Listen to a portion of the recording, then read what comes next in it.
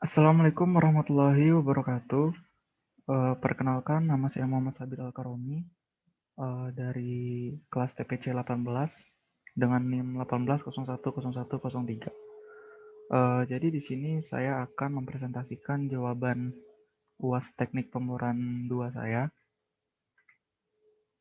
Pertama-tama saya akan menampilkan pertanyaan-pertanyaan dari Pak Winarto.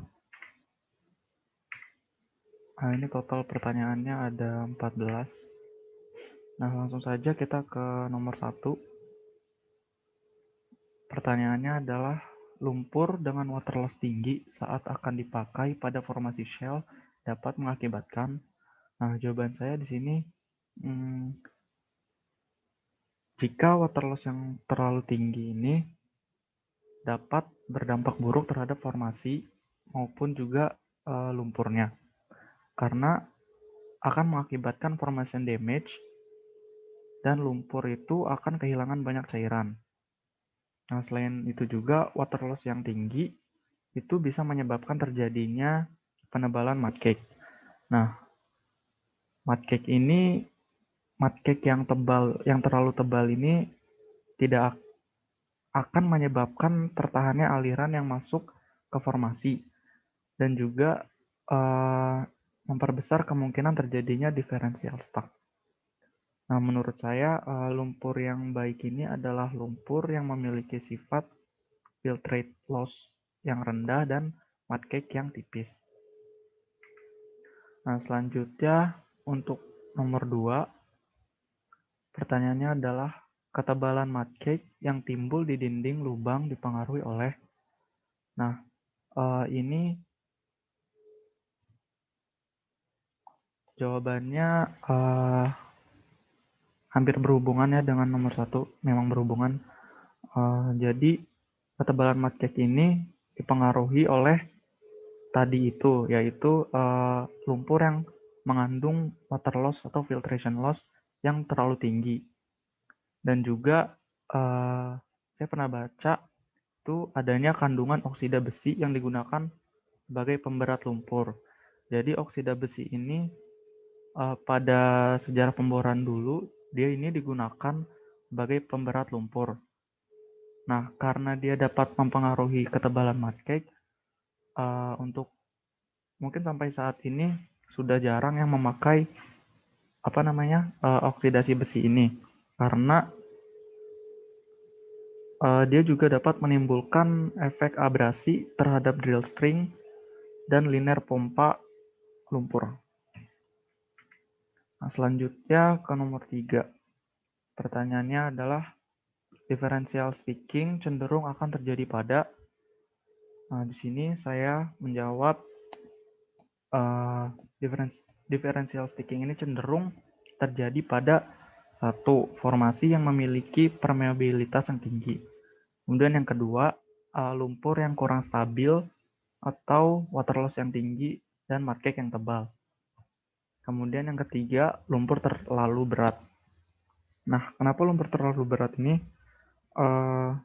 Lumpur yang terlalu berat ini tidak bagus karena dia tekanan hidrostatik lumpur itu akan jauh melebihi tekanan si formasinya. Nah, ini contoh ilustrasi dari differential sticking. Nah, ini cake-nya. Nah, jika si mud cake tebal ini, si pipa ini otomatis dia akan susah keluar dan berakibat stuck. Nah, ini hydrostatic pressure dan formation pressure. Nah, jika hydrostatic pressure lebih tinggi, dia juga akan menjepit si pipanya ini. Dan juga ada permeable formation atau formasi permeabilitas. Kemudian nomor 4, pertanyaannya adalah lumpur yang terlalu kental akan menyebabkan. Nah, tahu saya lumpur yang terlalu kental ini artinya dia memiliki viskositas yang tinggi. Nah, viskositas yang terlalu tinggi ini akan menyebabkan terjadinya yang pertama, pressure loss tinggi karena terlalu banyak gesekan. Dan yang kedua, dapat menimbulkan loss circulation dan swabbing yang akhirnya dapat menimbulkan blowout. Kemudian yang terakhir itu sukar melepaskan gas dan cutting di permukaan. Maksud dari kata sukar di sini adalah susah untuk melepaskan gas dan cutting di permukaannya. Kemudian nomor 5, apabila menurunkan rangkaian mata bor di mana lumpur mempunyai gale strength besar, kemungkinan yang dapat terjadi adalah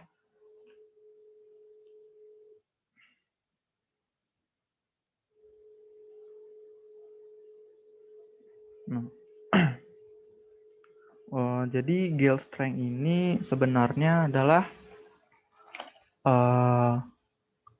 karakteristik lumpur yang paling yang penting karena dia ini mempengaruhi kemampuan untuk membersihkan lubang dan mencegah pengendapan cutting di dasar lubang bor. Nah, gale strength yang besar ini dapat mempersulit usaha pompa untuk memulai sirkulasi lagi. Dan jika terlalu kecil, akan terendapnya cutting atau pasir pada saat sirkulasi ini berhenti. Kemudian nomor selanjutnya, pada saat menurunkan rangkaian mata bor pada pemboran yang cukup dalam, sering dilakukan sirkulasi berkala pada kedalaman tertentu. Hal ini bertujuan untuk yang pertama, mengangkat serbuk bor ke permukaan. Kemudian yang kedua, melumasi dan mendinginkan pahat bor. Kemudian yang ketiga, mengontrol tekanan formasi. Lanjut ke nomor berikutnya. Nomor 7. Untuk menurunkan kekentalan lumpur tanpa menaikkan water loss, dapat ditambahkan bahan lumpur. Nah, di sini saya pernah baca, jadi untuk menaikkan water loss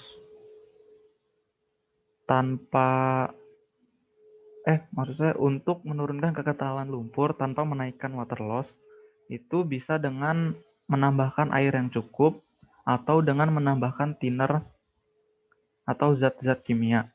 Nah, menambahkan air yang cukup ini artinya kita tidak berlebihan karena mungkin akan dapat menaikkan water loss-nya. Kemudian yang ke-8, kalau water loss atau air lapisan dari lumpur cukup tinggi, maka kemungkinan besar dapat terjadi. Nah, menurut saya kemungkinan yang dapat terjadi ini adalah terjadinya penebalan mud cake yang dapat menyebabkan terjadinya differential stuck.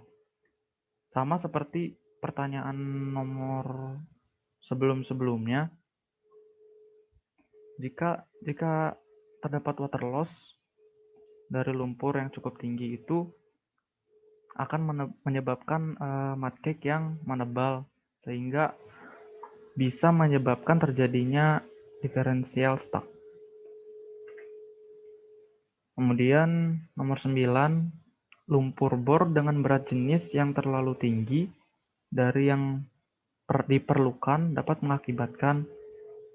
Nah, lumpur bor dengan berat yang jenis terlalu tinggi ini dapat mengakibatkan terjadinya loss circulation karena densitas ini atau berat jenis ini memberikan tekanan hidrostatis kepada lumpur untuk mengimbangi tekanan formasi agar tidak terjadi blowout ataupun loss circulation. Maka ketika si densitas atau berat jenis yang terlalu tinggi itu akan menyebabkan terjadinya loss circulation. Selanjutnya ke nomor 10. Nah, di sini ada soal hitungan. Ada 3 buah tangki lumpur dengan panjang 18 feet, lebar 10 feet, tinggi 8 feet. Kalau batasan boleh mengisi lumpur hanya 6 feet, maka volume lumpur di dalam ketiga tangki tersebut berapa barrel? Nah, di sini saya menghitung volume satu tangkinya terlebih dahulu, yaitu dengan mengkalikan panjang kali lebar kali tinggi. Kemudian akan didapatkan hasilnya 1080 curve.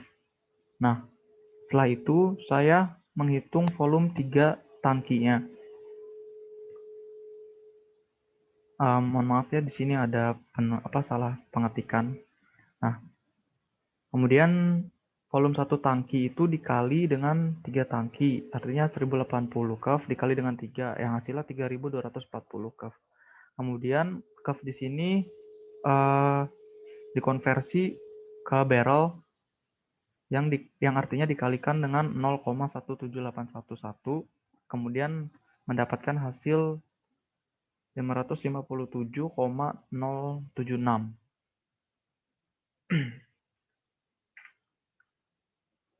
Nah, kemudian nomor 11. Pertanyaannya hitungan juga.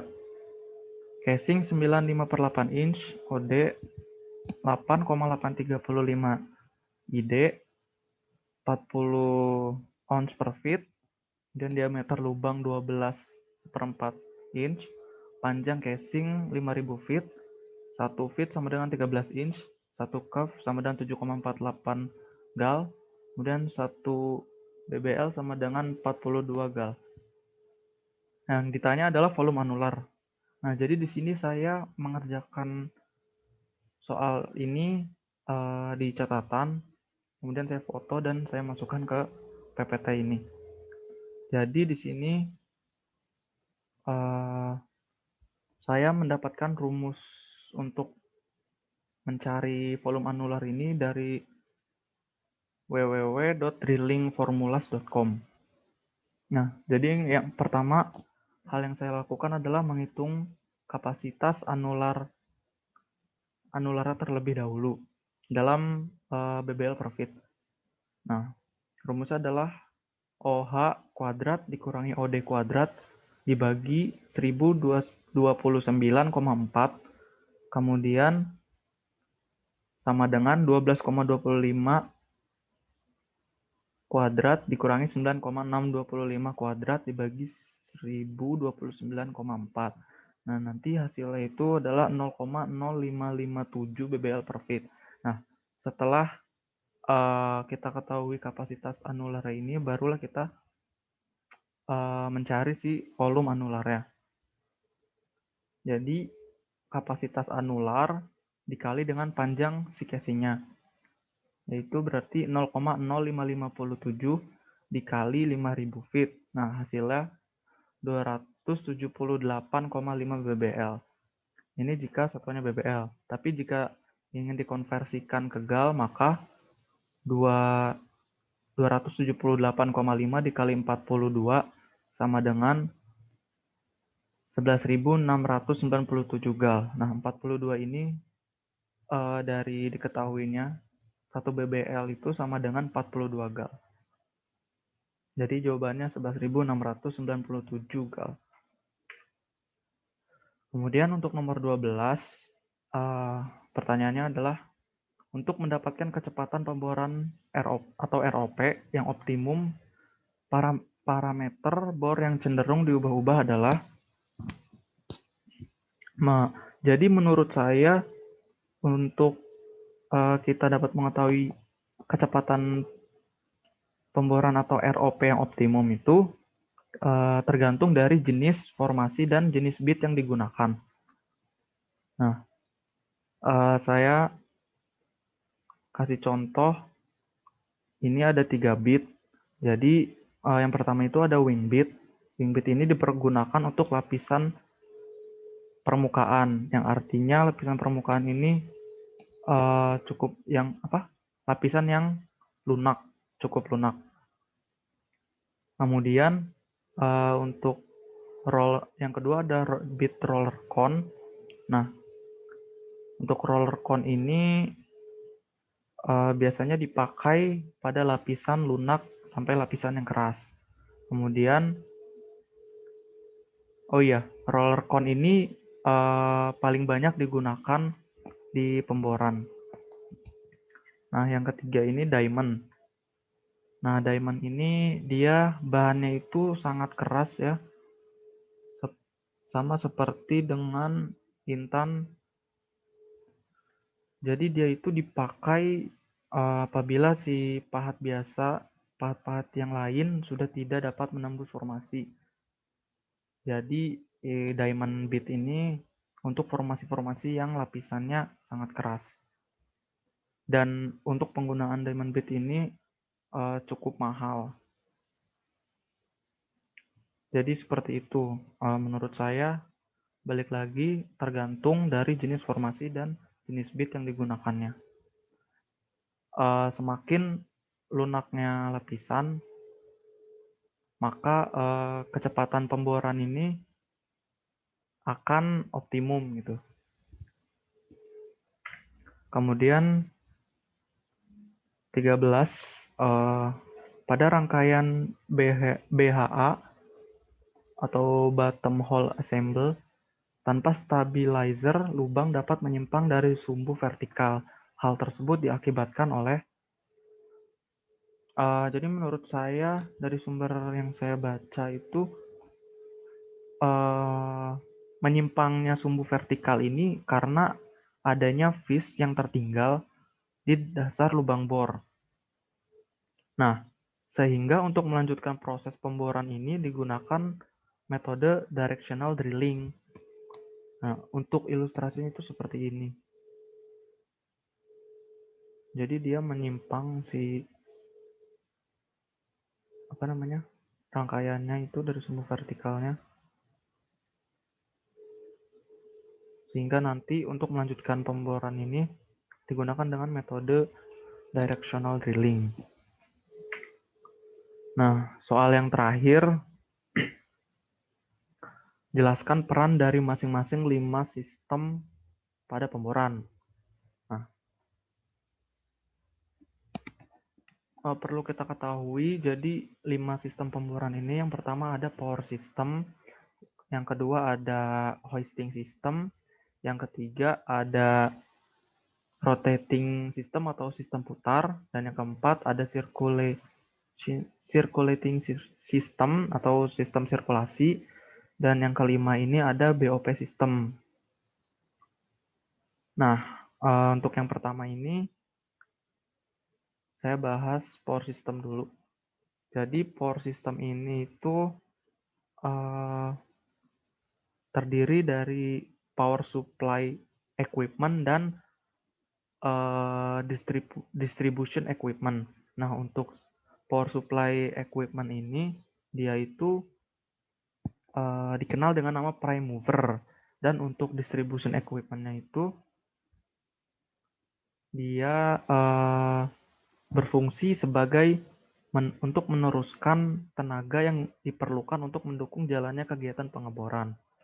Nah, prime mover ini fungsinya itu dia sebagai sistem penggerak, dan dia itu harus mampu mendukung keperluan kayak misalkan fungsi angkat, kemudian putar, pemompaan, dan lain-lainnya.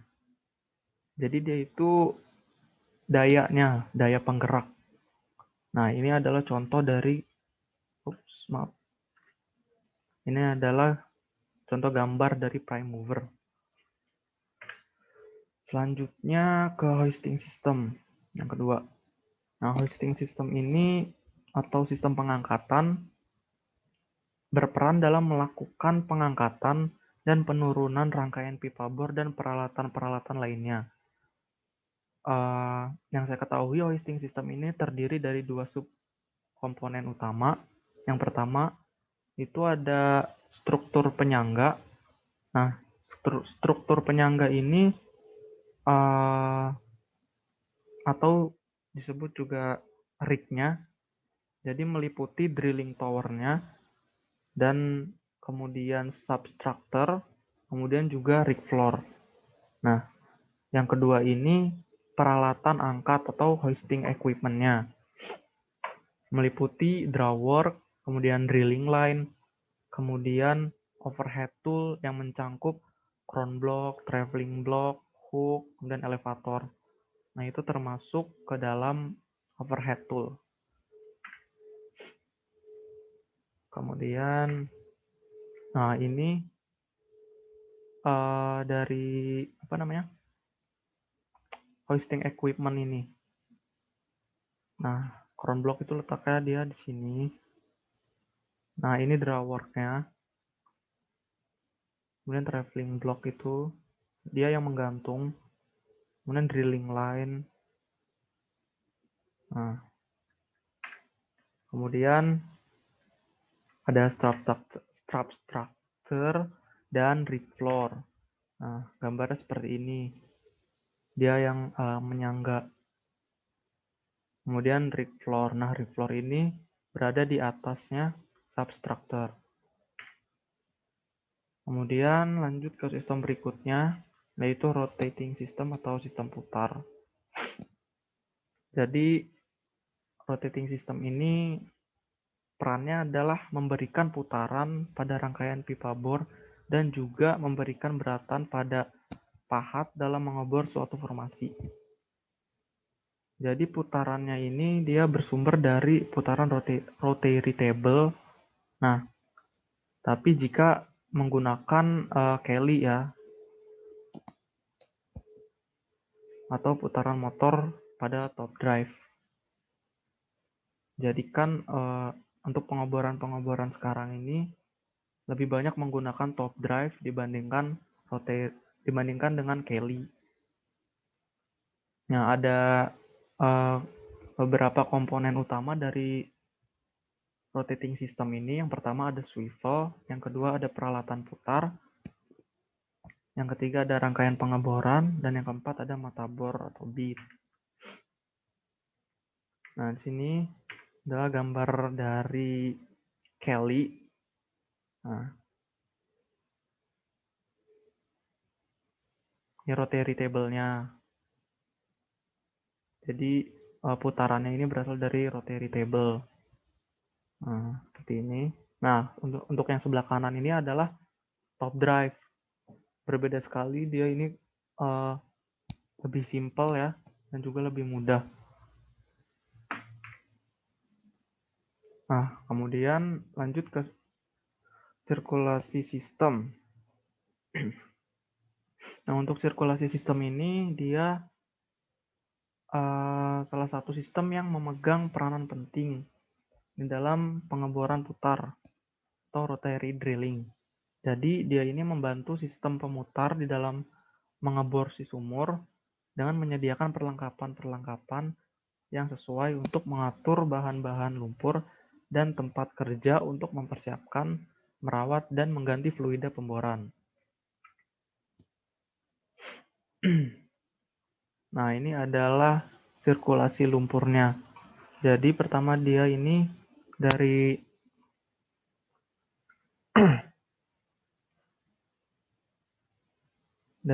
mud pump dipompakan, kemudian ke standpipe, kemudian ke rotary hose, kemudian masuk ke swivel dan turun ke Kelly, kemudian ke drill string, kemudian ke drill pipe, kemudian ke bead.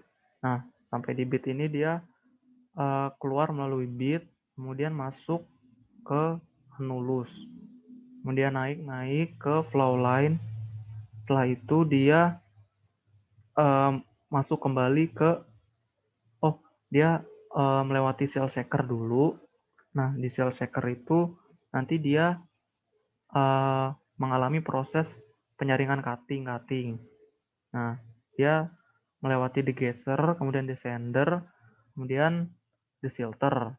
Setelah itu baru ke mat pitnya lagi. Kemudian seperti itu. Nah, yang terakhir di sini ada BOP system. Jadi, peran BOP system ini adalah sebagai penanganan dari semburan liar atau blowout. Nah, BOP ini akan langsung menutup jika BOP ini akan langsung menutup lubang bor jika terjadi kick.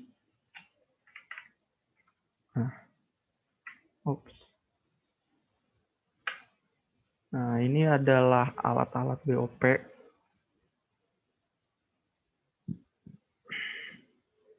Jadi perlu diketahui BOP sistem ini memiliki tiga komponen utama.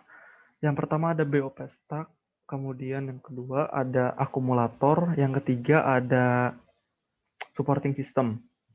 Nah, untuk BOP stack ini terdiri dari annular preventer, kemudian drum preventer, dan drilling spool. Nah, untuk gambar BOP-nya sendiri itu seperti ini, yang tidak berwarna. Nah, ini dari susunannya. Paling atas itu annular preventer, kemudian susunan-susunan RAM, setelah itu drilling spool-nya ini. Nah, kemudian yang kedua tadi akumulator. Nah, akumulator ini gambarnya seperti ini. Jadi dia itu tabung-tabung belakangnya. Nah,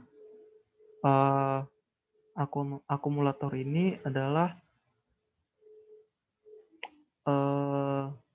alat untuk mengontrol si BOP-nya ini. Jadi dia bisa kru-kru itu nanti bisa mengoperasikan BOP itu dari akumulator dan juga bisa dari remote control panel ini.